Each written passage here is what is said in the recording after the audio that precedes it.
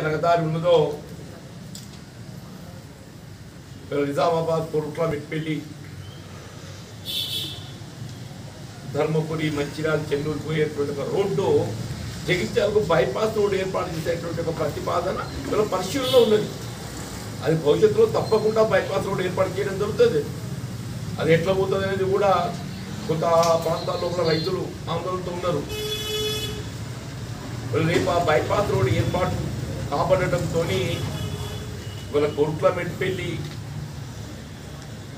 పాటుగా జగిత్యాలకు అనుబంధంగా ఉన్నటువంటి ధర్మపురి నియోజకవర్గానికి కూడా ధర్మపురి కానీ, బుగ్గారం కానీ, సారంగపూర్ కానీ, పీర్పూర్ కానీ ఇవన్నీ కూడా బైపాస్తో చెల్గల్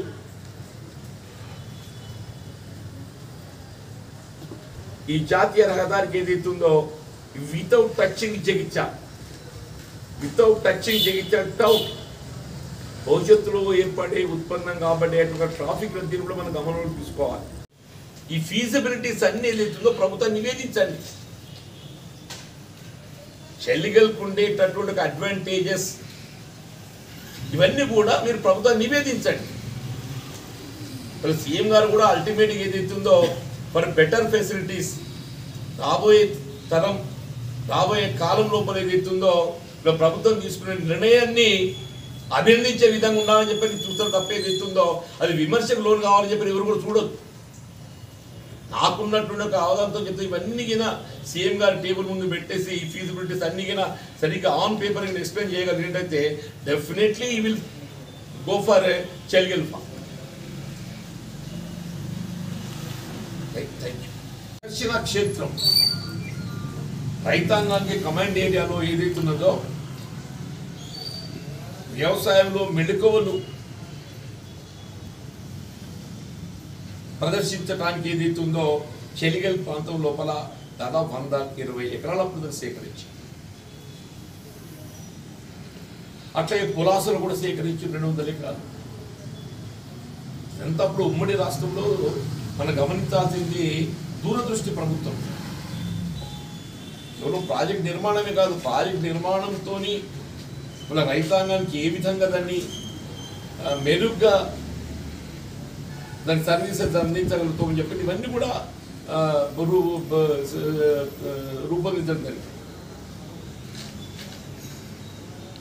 సరే, నాకున్నటువంటి ఒక అనుభవం అనండి, లేక నాకు ప్రజా జీవితం అంటే ఈ జగిత్యాల ప్రాంతంతో ముడిపడి ఉన్నటువంటి అనుబంధం కానివ్వండి, భవిష్యత్ తరాలకు ఏదైతుందో ఈ ధరువు క్యాంప్ కానీ, చెలగల ప్రదర్శన క్షేత్రం స్థలం కానీ, అట్లాగే పొలాసకు సంబంధించినటువంటి ఒక స్థలం కానీ ఇవన్నీ కూడా ప్రజా అవసరాలకు మాత్రమే వినియోగపడే విధంగా, కేవలం ప్రజా అవసరాలకు మాత్రమే వినియోగపడే విధంగా వాటిని రక్షించడానికి మీకు అందరు తెలుసు చెప్పంటుంది. ఒక స్థాయిలో నేను మే నాట్ బి అంటే అప్పుడు కొన్ని సందర్భాల్లో మిత్రులు ప్రెస్ వాళ్ళతో కూడా నేను కొంత అసంతృప్తి గురి కావాల్సి వచ్చింది. ప్రెస్ మిత్రులను కూడా అసంతృప్తి గురి చేసుకుంటుందో కత్తలాపూర్ నుండి మీకు సంగీతంగా అయిపోతుంది. అన్నిటికన్నా ముఖ్యమైనది వల్ల ఆనాటి ఆదిలాబాద్ జిల్లాలోని ఖానాపూర్ నియోజకవర్గం ఏదైతున్నదో ఇవాళ మనం ఆనాటి బాధను గుర్తువంతనే కానీ, మనం ఈ మధ్య నిర్మాణం చేసుకుని అమల్లోకి వచ్చిన పూర్ణపల్లి వంతెనే కానీ, కలమడు కమ్మనూరు వంతెనే కానీ ఇవన్నీ ఏదైతున్నదో ఇవాళ ఊట్నూరు వరకు, మీకు ఊట్నూరు వరకు అని చెప్పంటున్నాను. ఇవాళ ఖానాపూరు, కడెము, జన్నారం, ఊట్నూరు వరకు కూడా ఏదైతుందో వాళ్ళు కేవలం జగిత్యాలపైనే ఆధారపడే పరిస్థితి ఉన్నది. ఇప్పుడు ఇవాళ కూడా ఖానాపూర్ కాన్స్టిట్యున్సీ విద్యా, వైద్యం, వర్తక, వాణిజ్యం, విద్యా, వైద్యం, వర్తక, వాణిజ్యం గోస్ టు కేసీఆర్. దాన్ని ఎవరు కూడా కాదని లేదు. ఇలా బోర్నపల్లి వంతెన ప్రతిపాదన ఆనాడు శాసనసభ్యుడిగా నేను చేసినాను. ఇప్పుడు శాంక్షన్ ఇచ్చింది ఎవరు? కేసీఆర్ గారు ఇచ్చిండు. దాన్ని ఎవరు విస్మరించలేం కదా. అలా నా ప్రతిపాదన ఏదైతుందో దాన్ని గుర్తించి, దాని ఆవశ్యకతను గుర్తించి బోర్నపల్లి వంతెన మంజూరు ఇచ్చింది ఎవరు?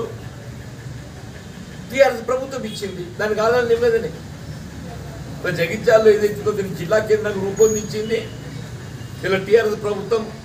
తెలంగాణ రాష్ట్ర ప్రభుత్వం నూతనంగా ఏర్పడడంతో ఏదైతుందో వీళ్ళ వికేంద్రీకరణలో భాగంగా నూతన జిల్లాల ఏర్పాటులో భాగంగా జగిత్యాల జిల్లా కేంద్రానికి ఏర్పడ్డది. Nobody can dispute it. రేపు వచ్చి నేను ఎమ్మెల్యే ఉండగా ఇది జిల్లా జగిత్యాలని చెప్పంటే ఎవడ నొప్పుకుంటాడే, నవ్వుతారు. ఎమ్మెల్యే నేను ఉండగానే అయింది మరి జగిత్యాల జిల్లా, కానీ నేను ప్రతిపాదిస్తా అయిందని చెప్పంటే ఎవడ నొప్పుకుంటాడా? 20 మంది ప్రభుత్వ నిర్ణయం, అది క్రెడిట్ ఏదైతుందో కేసీఆర్ గారికి పోతాయి, ఎవరం కాదంటారు దాన్ని. మెడికల్ కళాశాల మంజూరు ఇచ్చింది రాష్ట్ర ప్రభుత్వ ఆలోచన విధానానికి అనుగుణంగా నూతనంగా ఏర్పడిన జిల్లాలలో కూడా మెడికల్ కళాశాల ఏర్పాటు చేయాలని ప్రభుత్వం నిర్ణయం తీసుకుంది. కాబట్టి జగిత్యాల జిల్లా కేంద్రంలో కూడా ఆసుపత్రి మంజూరు వస్తుందండి. ఆ నిర్మాణం చేపట్టబడే ఆసుపత్రి ఎక్కడ చేస్తే బాగుంటుంది అనేటువంటి ఆలోచన, ప్రతిపాదన రేపు నలుగురు మెచ్చే విధంగా ఉండాలి. రేపు భవిష్యత్ తరాలు అంటున్నాను, ఇవాళ కాదు, రేపు భవిష్యత్ తరాలు. అందులోసే కమర్షియల్ జోన్ అంటున్నాను. వాస్తవంగా అది గతంలో ఉమ్మడి రాష్ట్రంలో కూడా కమర్షియల్ జోన్ కాంప్లెక్స్ నిర్మాణం చేయాలని చెప్పని టెండర్ కూడా పిలిచిందే.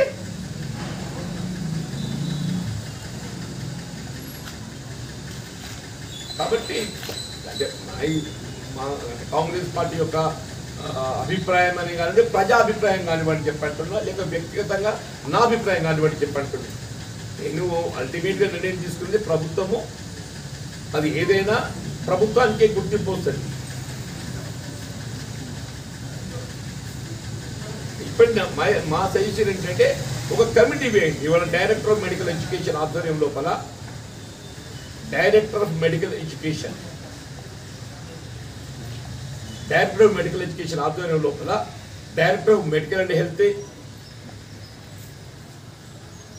ఎన్విరాన్మెంట్ పర్యావరణ శాఖ, ఎన్విరాన్మెంట్, ట్రాఫిక్ సంబంధించి డిపార్ట్మెంట్కి వెళ్ళి, ట్రాన్స్పోర్ట్ డిపార్ట్మెంట్కి వెళ్ళి ఒక ఉన్నత అధికారి, కమిషనరా, డిప్యూటీ కమిషనరా, ట్రాన్స్పోర్ట్ డిపార్ట్మెంట్కి వెళ్ళి, నాట్ ట్రాన్స్పోర్ట్ సారీ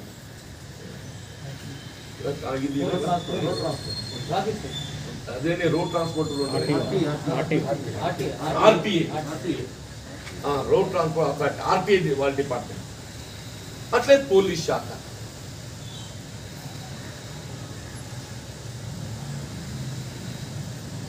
ఒక कमेटी ऐसी परिशीलिंचा से पहले आपको बाईपास रोड बन जाता।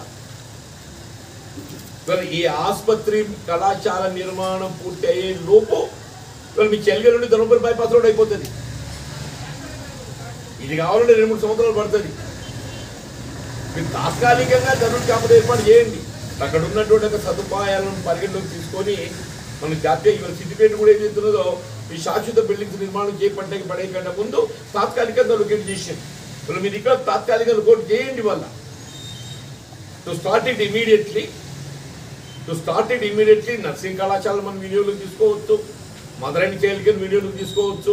మీరు ఇవేవి తీసుకొని ఇమీడియట్గా మీరు ఆసుపత్రి అట్లా కళాశాల ఆరంభానికి చర్యలు చేపట్టండి. బట్ పర్మనెంట్ లొకేటింగ్ మాత్రం శాశ్వత ప్రాతిపదిక నిర్మాణం తలపెట్టేటటువంటి ఒక వైద్య కళాశాల, దానికి అనుబంధంగా చేపట్టబడేటువంటి ఒక వైద్య ఆసుపత్రి,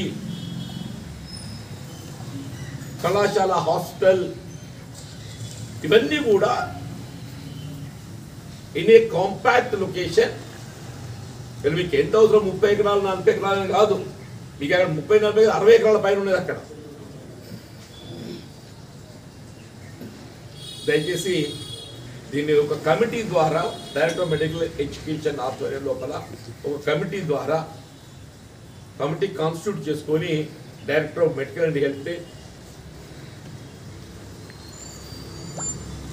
ట్రాఫిక్ సంబంధించి ఆర్టీ అథారిటీ, ట్రాన్స్పోర్ట్ అథారిటీ, అల్టిమేట్గా నిర్ణయం అనేది ప్రభుత్వం నిర్ణయం కాదనేది కాదు ఎవరు కూడా. కానీ రాష్ట్ర ప్రభుత్వం నిర్ణయం చేసుకోబోయే ముందు ఇవాళ ఈ వైద్య కళాశాల దానికి అనుబంధంగా ఆసుపత్రి ఏర్పాటు చేయడంలో జగిత్యాల జిల్లా కేంద్రంగా కానివ్వండి, జగిత్యాల జిల్లా నలుమూలల్లో సేవలు విస్తరింపబడింది.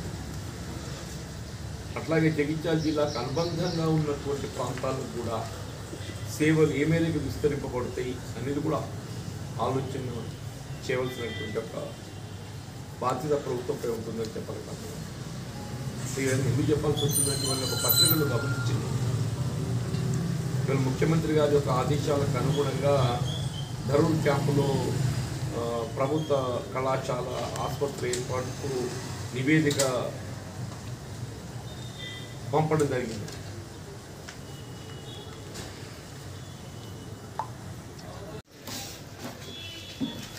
నూతనంగా కేంద్రం ఏర్పాటు కావడంతో ఇక్కడ విద్యా వైద్య సదుపాయాలు మరింత మెరుగుపడే విధంగా రాష్ట్ర ప్రభుత్వం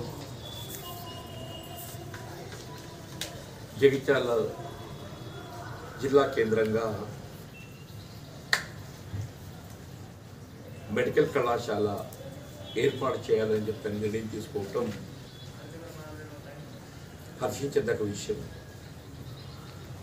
అంటే వాస్తవంగా నిరుపేద వర్గాలకు వైద్య సదుపాయం అందుబాటులో ఉంచడం లోపల ప్రభుత్వ వైద్యశాలలు ప్రధాన పాత్ర పోషిస్తాయని చెప్పక తప్పదు. ఒకసారి మనకు వైద్య కళాశాల ఏర్పాటు కాబట్టి దానికి అనుబంధంగా సూపర్ స్పెషాలిటీ స్థాయిలో వైద్య సదుపాయం పొందేటటువంటి అవకాశం కార్డియో కానీ, నెఫ్రాలజీ కానీ, న్యూరాలజీ కానీ, క్యాన్సర్ విభాగాలు కానీ అన్ని రకాల సూపర్ స్పెషాలిటీ సంబంధించిన వైద్య సేవలు కూడా మనకు అందుబాటులో వచ్చేటటువంటి అవకాశం. అంటే ఇప్పుడు ఏర్పాటు చేయబోయేటటువంటి ఈ వైద్య కళాశాల దానికి అనుబంధంగా ఆసుపత్రి ఏదైతే ఉందో ఇది రాబోయేటటువంటి 50-100 సంవత్సరాల దృష్టిలో పెట్టుకో భవిష్యత్ తరాలకు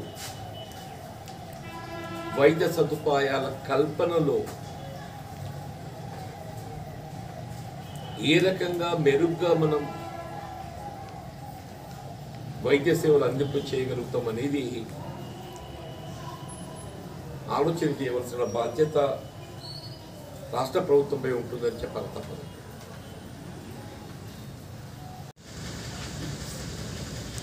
ఇవన్నింటికి తోడు రెసిడెన్షియల్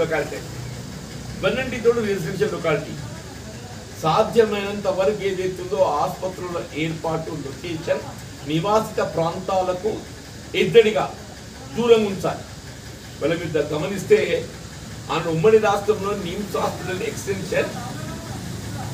హాస్పిటల్ ఎక్స్టెన్షన్ ఏదైతుందో బీబీ నగర్ హైవే మీద పెట్టింది.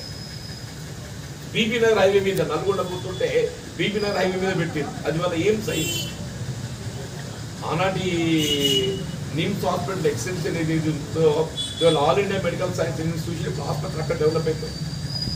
కొంచెం మీరు ఈ మధ్యనే గమనించుంటారు సీఎం గారు ఇలా హైదరాబాద్కు నలుమూలలో నూతనంగా ఆసుపత్రులు ఏర్పాటు చేయాలనేటువంటి ఆలోచనలో ఔటర్ రింగ్ రోడ్ పై ఒక ఆసుపత్రి పట్టుకొస్తుంది స్టేట్మెంట్ ఇచ్చింది. ఔటర్ రింగ్ రోడ్ మీద అంటే ఎందుకు ప్రజలకు ఏదైతుందో ఈ రద్దీని తట్టుకునే విధంగా. ఇప్పుడు ఒకప్పుడు ఏదైతుందో సికింద్రాబాద్ స్టేషన్ సమీపంలో ఉన్నటువంటి గాంధీ మెడికల్ కళాశాల ఆ కంజెషన్తో ట్రాఫిక్ ఒత్తిడిని నివారించడానికి ముషిరాబాద్ జైలు స్థలాన్ని సేకరించి అందులో నిర్మాణం చేసింది. ఇప్పుడు వరంగల్లో కూడా ఏదైతున్నదో ప్రస్తుతం ఉన్నటువంటి ఆసుపత్రి లొకేషన్ కంజెస్ట్ కావడంతో దాన్ని సెంట్రల్ జైలు తరలిస్తున్నారు. అందరూ గమనిస్తూ చెప్పంటున్నాను నేను. ఈవెన్ ఫ్రీడమ్ ఫైటర్స్ అంటే ధరూర్ క్యాంప్ యొక్క ప్రాధాన్యతను గుర్తెరగటం లోపల నేను ఆ బాధ్యతను ఎప్పుడు కూడా విస్మరించలేదు. మరి జగిత్యాల జిల్లా కేంద్రంగా ప్రకటింపబడ్డ తదుపరి ఈవెన్ తాత్కాలికంగా కార్యాలయాల ఏర్పాటు సందర్భంగా కూడా అప్పుడు దేని సబ్ కలెక్టర్ శశాంక ఇప్పుడు న్యాక్ సెంటర్ ఏదైతుందో అంటే నూతనంగా నిర్మాణం చేపట్టబడ్డటువంటి ఒక భవనాలన్నీ అందుబాటులో ఉన్నాయని చెప్పి న్యాక్ సెంటర్లో ఏర్పాటు చేసే విధంగా ప్రతిపాదన మాత్రమే. అదైతే మనకు అసౌకర్యంగా ఉంటుంది, మొత్తం అందరికి ఇబ్బందికరంగా ఉంటుందని చెప్పని నేను దాన్ని ప్రత్యామ్నాయంగా ఇదే ఎస్ఆర్పి లొకేషన్లో ఇవన్నీ ఏర్పాటు చేసి ఇక్కడ మన తాత్కాలిక కార్యాలయాలు ఏర్పాటు చేస్తాం. మన జిల్లా కేంద్రంగా కానీ రెవెన్యూ ఆఫీసర్స్ కార్యాలయాల సముదాయం కానివ్వండి, లేదా పోలీస్ కార్యాలయ సముదాయం కానివ్వండి. అప్పుడు then in 83-84 RTC bus depot అప్పుడు ఎన్టీ రామారావు గారు సీఎం ఉంటుంది. వాస్తవంగా జగిత్యాలలో ఏర్పాటు చేయవలసిన ఆర్టీసీ బస్ డిపో కోర్టులో ఏర్పాటు చేసేది. కోర్టులో కేవలం 30 కిలోమీటర్ల ఎద్దెట్లో ఏదైతుందో అప్పుడు ఆర్టీసీ డిపో ఇప్పుడు మంజూరు కొంత ఇబ్బందికరంగా ఉంటాయి. అయినా కానీ రామారావు గారిని సీఎంగా మరి కన్విన్స్ చేసి జగిత్యాలలో మనం అప్పుడు ఆర్టీసీ బస్ డిపోని ఏర్పాటు చేసుకున్నాం. రవాణా సౌకర్యాన్ని మెరుగుపరచుకోవాలని చెప్పాను. విద్యుత్ సౌకర్యాలు మెరుగుపరచుకోవడానికి వరకు 132 kV సబ్సిడీని ఏర్పాటు చేసుకున్నాం. ఇవన్నీ ఇప్పుడు రోడ్ క్యాంపులో ఇప్పుడు ఉన్నటువంటి స్థలాలు భవిష్యత్తు ప్రజా అవసరాలకు అవి వినియోగించుకోవడానికి అవకాశం ఉన్నది. మరి డెఫినెట్గా ఏది ఇస్తుందో ప్రజా అవసరాల కొరకే వినియోగించాలి. కానీ ఇక్కడ ఈ మెడికల్ కళాశాల, వైద్య కళాశాల, దానికి అనుబంధంగా ఆసుపత్రి లొకేట్ చేయడానికి ఏది అనువుగా ఉంటుంది? వాళ్ళు చెలిగల్ అనేది ఏ ఆలోచనతోని ప్రతిపాదించడం జరిగిందని చెప్పంటే అందరికి తెలుసు. వాళ్ళ జగిత్యాల నియోజకవర్గంతో పాటుగా అటు కోట్ల మెట్పల్లి నియోజకవర్గం కూడా ఆల్మోస్ట్ ఇది హైవే మీద వస్తుంది. అట్లాగే ధర్మపురికి సంబంధించి కూడా ఇలా భవిష్యత్తులో ఏదైతుందో ఈ జగదల్పూర్ రోడ్ ఏదైతుందో జగిత్యాల టౌన్ బైపాస్ ఏర్పడబోతుంది. ఇది ఎవరిబడి నోస్. ఇలా ప్రతిపాదనలు ఏదైతుందో పరిశీలనలో ఉన్నాయి. దాన్ని గుర్తించాలి. ఆ రైట్ లొకేషన్ ఉన్నదిరా, ఈజీలీ అప్రోచబుల్ ఆ భావన రావాలి. దాన్ని గమనంలో తీసుకోవాలి. ఇప్పుడు మంచిర్యాల వెళ్ళి తీసుకుంటే మీకు మంచిర్యాల కానీ, గాంధీనగర్ కానీ, ఉప్పరపేట కానీ, ఇందిరా ఇవన్నీ ఏదైతున్నదో వాళ్ళందరూ హైవే మీదనే ఉన్నారు. వాళ్ళు फिर अपना मुस्लिम आबादी भी अगर आप हाईवे चढ़े तो इधर जैसे आ सकते उधर भी वैसे जा सकते. अब तो वही हाईवे चढ़ के आना पड़ता ना सर. मुस्लिम आबादी किधर से आना बोले तो भी हाईवे चढ़ के आना पड़ता. अब हाईवे चढ़ने के बाद इधर आए तो 1 किलोमीटर होगा, उधर गए तो 3 किलोमीटर होगा. इधर आए तो 1 किलोमीटर, उधर गए तो 3 किलोमीटर. मतलब फर्क क्या है? यहाँ पे रेजिडेंशियल लोकेलिटी से जाना पड़ता, यहाँ पे आप रेजिडेंशियल लोकेलिटी से गुजरना पड़ता. उसे वहां की आबादी को तकलीफ पहुंचे जैसा होता और अपने को भी जो है वहां पहुंचने के वास्ते वक्त लगने की गुंजाइश नहीं थे. अगर वही हाईवे पे चढ़े तो उधर 3 मिनट के अंदर 3 किलोमीटर मतलब 3 मिनट 5 मिनट के अंदर पहुंच जाते. इधर तो 10-15 मिनट लगते. इधर पहुंचना बोले तो 10-15 मिनट लगते, पर उधर पहुंचना बोले तो 3 ज्यादा से ज्यादा 5 मिनट के अंदर पहुंच जाते. ఇవన్నీ ఏదైతుందో భవిష్యత్ అవసరాల కొరకు మనమే ఉపయోగించుకుంటాం. అవి ఎక్కడ పోతాయి? మనమే ఉపయోగించుకుంటాం. ఇవన్నీ పంపడం ఏంటే నీ ఆలోచనలో ఉన్నటువంటి ఒక ప్రతిపాదనలన్నీ కూడా ప్రభుత్వానికి నివేదించి దాని ప్లస్ అండ్ మైనస్ ఇప్పుడు దరూర్ క్యాంపులో ఏర్పాటు చేస్తే మనకి ఈ సౌకర్యాలు అనువుగా ఉంటుంది. చర్యల్లో ఏర్పాటు చేస్తే ఈ సౌకర్యాలు అనువుగా ఉంటుంది. దరూర్ క్యాంపులో ఏర్పాటు చేయడంతో ఈ అసౌకర్యం కలిగేటువంటి అవకాశం ఉన్నది. చెలిగల్లో ఏర్పాటు చేయడంతో ఈ ఇబ్బందులు ఎదురయ్యే పరిస్థితి ఉంటుంది. అవన్నీ ఏదైతుందో నివేదిక సమర్పిస్తే అల్టిమేట్లీ గవర్నమెంట్ టేక్ డిసిషన్.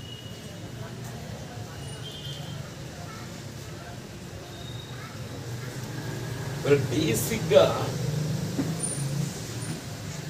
ఇవాళ ఆసుపత్రుల ఏర్పాటు, లొకేషనింగ్ ఆఫ్ ది హాస్పిటల్స్ ఎక్కడ చేయాలి? బేసిక్ ఏదైతుందో ఆసుపత్రుల ఏర్పాటు అనేది నివాసిత ప్రాంతాలకు సాధ్యమైనంత ఎద్దడిలో ఏర్పాటు చేయాలి.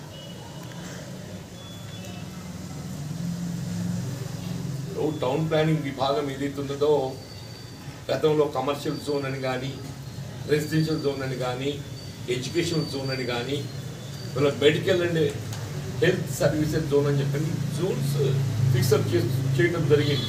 అంటే ఇవన్నీ నిబంధనలు ఉన్నాయి. అవి సరే, మన నిబంధనలు ఏ మేరకు పాటిస్తున్నాం అనేది వేరే అంశం. అది నిబంధనలు ఏ మేరకు పాటిస్తున్నాం అనేది వేరే అంశం. కానీ అవి ఎట్లుండాలి ఏంటి అనేటువంటి ఒక నిబంధనలు ఉన్నాయి. బేసిక్గా ఆసుపత్రి అనేది ఏదైతుందో కొంత అన్హైజీనిక్ బయోమెడికల్ వేస్ట్ అందులోకి వెళ్ళి వెలువడేటువంటి అవకాశం. బయోమెడికల్ వేస్ట్ అది అన్హైజీనిక్. మనం ఆసుపత్రుల ఏర్పాటును సాధారణంగా లొకేట్ చేసేటువంటి యొక్క కార్యాలయాలతో మనము పోల్చుకోకూడదు. This is something different. వాళ్ళ ధరూర్ క్యాంప్ కానీ, చెల్గల్ కానీ, వాళ్ళ అక్కడ మన వెల్దుర్తి సమీపంలో ఉన్నటువంటి ఒక ల్యాండే కానీ, ఇవన్నీ ఆనాడు ఏదైతుందో ఉమ్మడి రాష్ట్రంలో ఎస్ఆర్ఎస్పి ప్రాజెక్ట్ నిర్మాణ సమయం లోపల జగిత్యాల ఏదైతుందో అప్పుడు డివిజన్ కేంద్రంగానే ఉన్నప్పటికీ కూడా ఎస్ఆర్ఎస్పి ప్రాజెక్టు నిర్వహణలో ఏదైతుందో కార్యాలయాలన్నీ జగిత్యాల్లో ఏర్పాటు చేస్తేనే ప్రజలకు అందుబాటులో ఉంటామనేటువంటి ఒక భావనతో అప్పుడు చీఫ్ ఇంజనీర్ కార్యాలయాన్ని జగిత్యాల్లో ఏర్పాటు చేసే విధంగా, కాడా ఆఫీస్ ఏదైతుందో జగిత్యాల్లో ఏర్పాటు చేసే విధంగా, ఎస్ఆర్ఎస్పికి అనుబంధంగా ఎస్ఆర్ఎస్పి నిర్వహణ తోడ్పడేటువంటి కార్యాలయాలన్నీ కూడా జగిత్యాల్లో లొకేట్ చేసే విధంగా, వాళ్ళ రెసిడెన్షియల్ క్వార్టర్స్ ఇవన్నీ దృష్టిలో పెట్టుకొని స్థలాలు సేకరించడం జరిగింది.